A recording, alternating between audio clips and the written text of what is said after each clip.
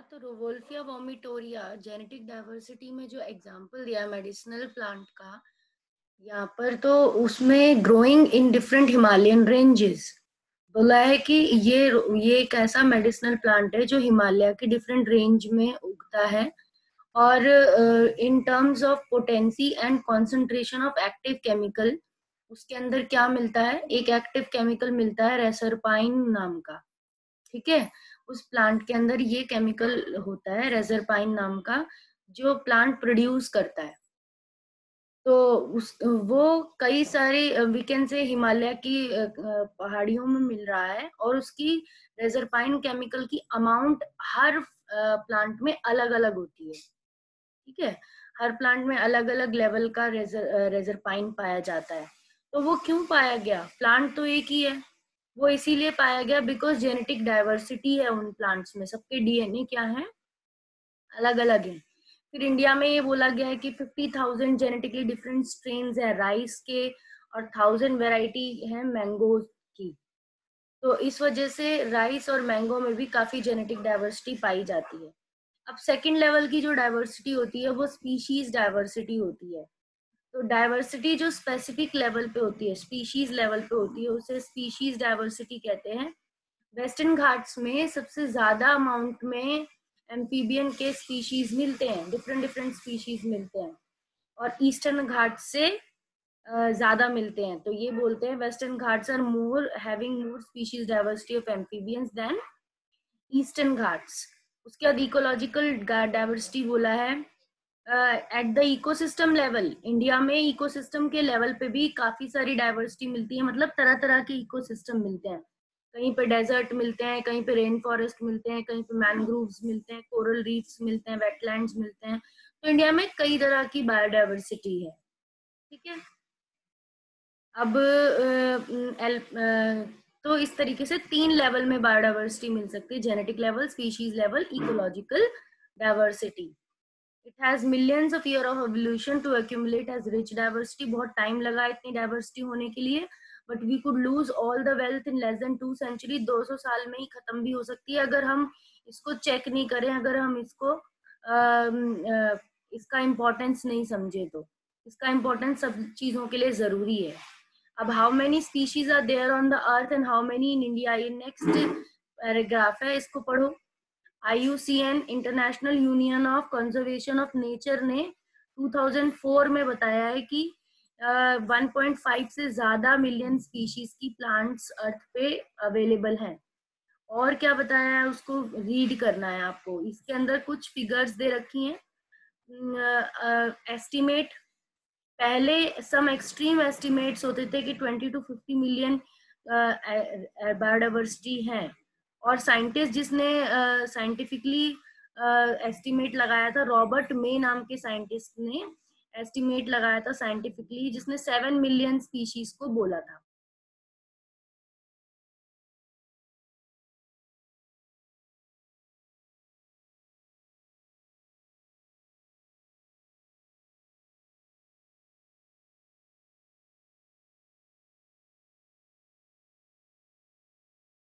Next page पे हम देखते हैं, नेक्स्ट पेज पे क्या दिया हुआ है, कुछ ग्राफ्स दिए हुए हैं नेक्स्ट पेज पे।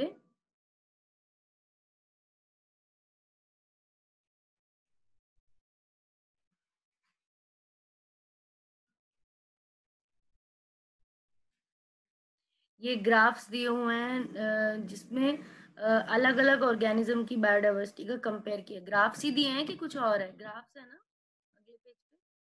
Let us look at some interesting aspects of earth's biodiversity. 70% से ज्यादा स्पीशीज एनिमल्स हैं, जबकि plants, algae, fungi, bryophyte, gymnosperm, angiosperm मिला के नॉट मोर देन 22% टोटल। ठीक है, 22% से भी कम है इन सबको मिला लिया जाए। अमंग एनिमल्स, इंसेक्ट सबसे ज्यादा रिच है, 70% ऑफ द टोटल। एनिमल्स में भी 70% इंसेक्ट एनिमल्स हैं। जो इंसेक्ट्स हैं वो हैं, या तो कह सकते हैं हर 10 एनिमल में से 7 इंसेक्ट होंगे। Again how do we enormous diversity, insects का डाइवर्सिटी सबसे ज्यादा है। Number of fungi species world में इतनी ज्यादा है कि अगर फिशेज, एम्फीबियंस, रेप्टाइल्स कंबाइन कर लें तब फंगी का स्पीशीज का नंबर आ सकता है।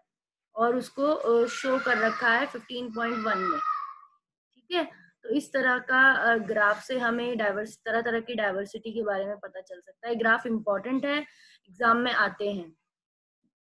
और बायोलॉजिस्ट ने प्रोकैरियोटिक स्पीशीज के बारे में ये ग्राफ्स नहीं दिए हैं, बिकॉज प्रोकैरियोटिक मोनेरा तो बहुत ज्यादा वाइड है और उसको सिंपल उनके टेक्सोनॉमिक मेथड्स उनके इतने कन्वेंशनल नहीं है, कन्वेंशनल टेक्सोनॉमिक मेथड उनके सूटेबल नहीं है कि माइक्रोब की स्पीशीज की डाइवर्सिटी भी हम लोग बता सकें।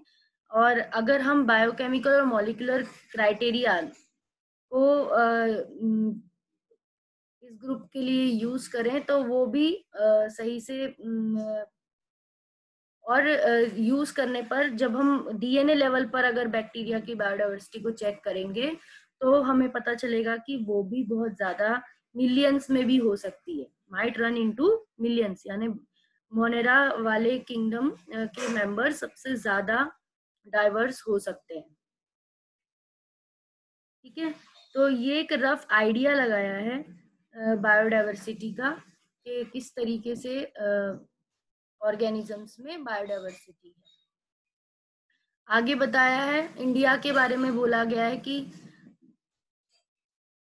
आगे सिर्फ इंडिया, पर्टिकुलरली इंडिया के बारे में बताया गया कि वर्ल्ड में इंडिया के अंदर कितनी बायोडाइवर्सिटी है। तो although India has only 2.4% of the world's land area, बोला है कि इंडिया के पास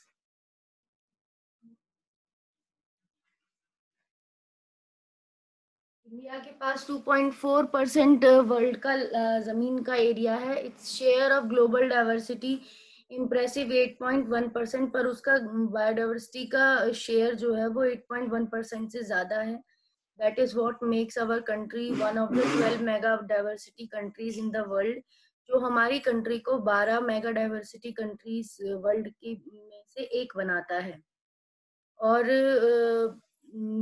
मतलब इंडिया के पास काफी रिच बायोडाइवर्सिटी है अगर कहा जाए तो। एंड 45,000 स्पीशीज प्लांट्स की और twice as many as animals, animals की स्पीशीज 90,000 से भी ज्यादा हैं। 45,000 अगर प्लांट्स की हैं तो इससे डबल एनिमल्स की स्पीशीज है। How many living species are actually they are waiting to be discovered, और बहुत ऐसी स्पीशीज भी हैं जो जिनको अभी वेट हो रहा है डिस्कवर करने के लिए। तो इस तरीके से इंडिया के पास काफी रिच बायोडाइवर्सिटी है। इफ वी एक्सेप्ट मेज ग्लोबल एस्टिमेट्स, अगर हम मे के ग्लोबल एस्टिमेट्स को एक्सेप्ट करें, यानी नियरली 7 मिलियन स्पीशीज है अर्थ पे, मैंने ऐसे बोला था, ओनली 22% टोटल स्पीशीज का अभी तक रिकॉर्ड किया गया है। 7 मिलियन से हम लोग सिर्फ 22% ही खोज पाए। Applying this proportion to India's diversity figures, अगर हम इसको इंडिया की डाइवर्सिटी फिगर्स से अप्लाई करें तो हम ये देखेंगे कि probably more than 1 lakh plant species and more than 3 lakh animal species अभी भी डिस्कवर करने के लिए बाकी हैं।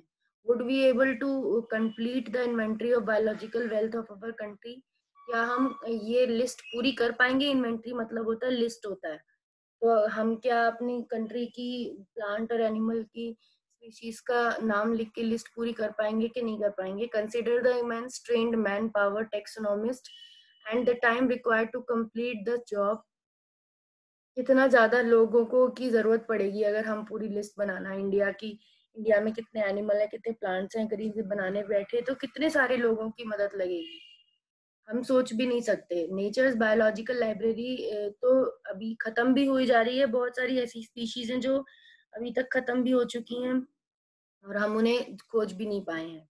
अब पैटर्न्स ऑफ बायोडाइवर्सिटी, ये टॉपिक आता है कि जिसमें ये पढ़ रहा है कि किस तरीके से पैटर्न है बायोडाइवर्सिटी का, यानी कि वो बायोडाइवर्सिटी अर्थ पे किस तरीके से फैली हुई है। तो ये इम्पोर्टेंट टॉपिक है, लैटिट्यूडनल ग्रेडियंट, यानी कि अर्थ के लैटिट्यूड्स के हिसाब से। लैटिट्यूड्स क्या होते हैं?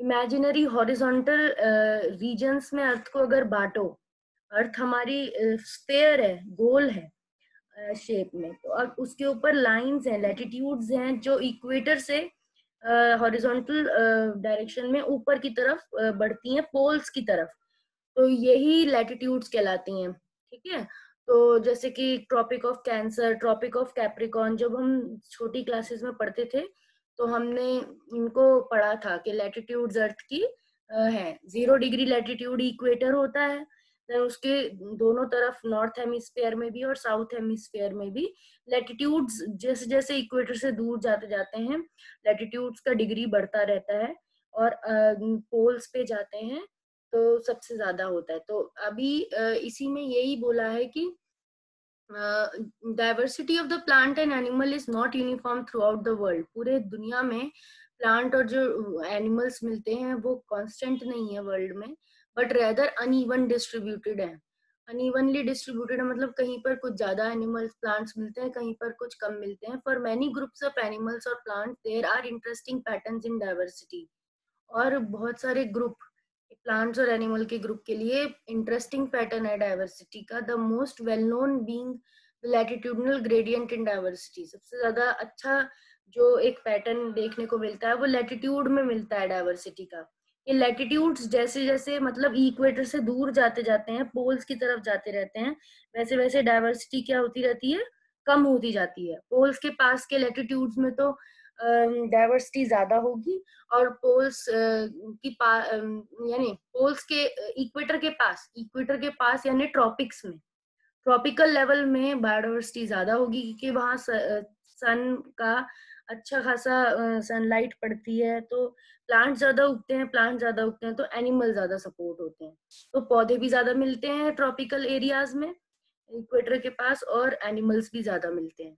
ठीक है, तो in general species diversity decreases as we move away from the equator towards the pole. General में अगर कहें तो स्पीशीज डाइवर्सिटी कम होती जाती है अगर हम इक्वेटर से किसकी तरफ जाएंगे, पोल्स की तरफ जाएंगे, विद वेरी फ्यू एक्सेप्शंस, बस कुछ एक्सेप्शंस को छोड़कर। ट्रॉपिक्स में लैटिट्यूडनल ग्रेडियंट, अभी डिग्री बताइए ट्रॉपिक्स की, कि latitude range of 23.5 degree north to 23.5 degree south, ये रेंज है ट्रॉपिक्स की, कि नॉर्थ की तरफ भी 25।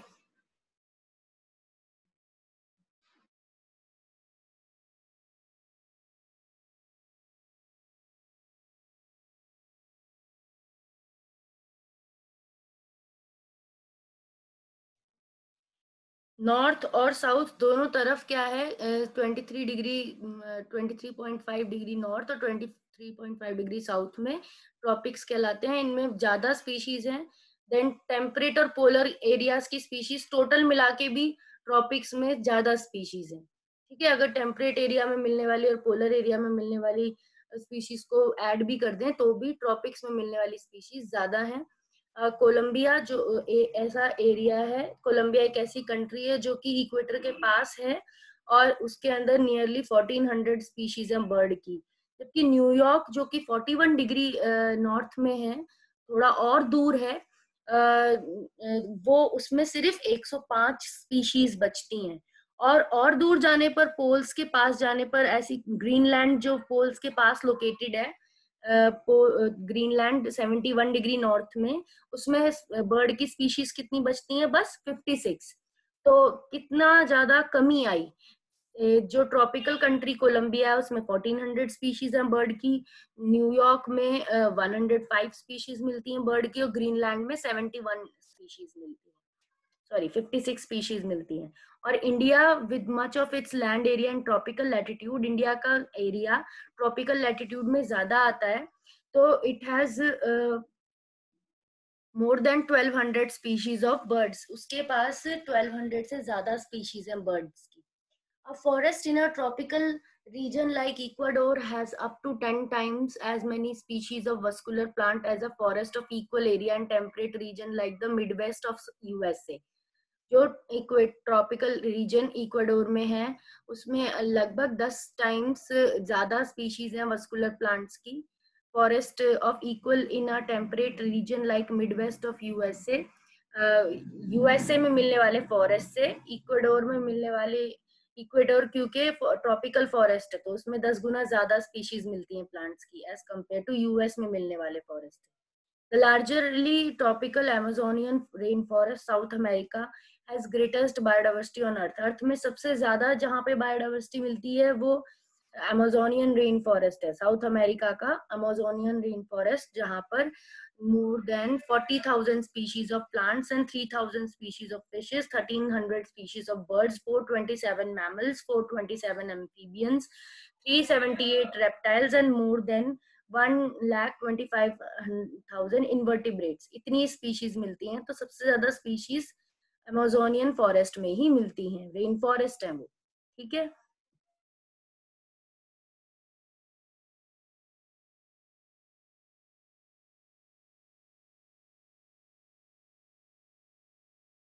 What is so special about tropics that make account for this greater diversity? इसमें tropics में सबसे ज्यादा स्पेशल क्या है, ऐसी क्या बात है स्पेशल जो यहाँ इतनी ज्यादा स्पीशीज मिल रही हैं, ग्रेटर बायोडाइवर्सिटी मिल रही है? तो speciation generally function of time, temperate region जो है वो ग्लेशिएशन से सब्जेक्ट होता है, मतलब वहां पर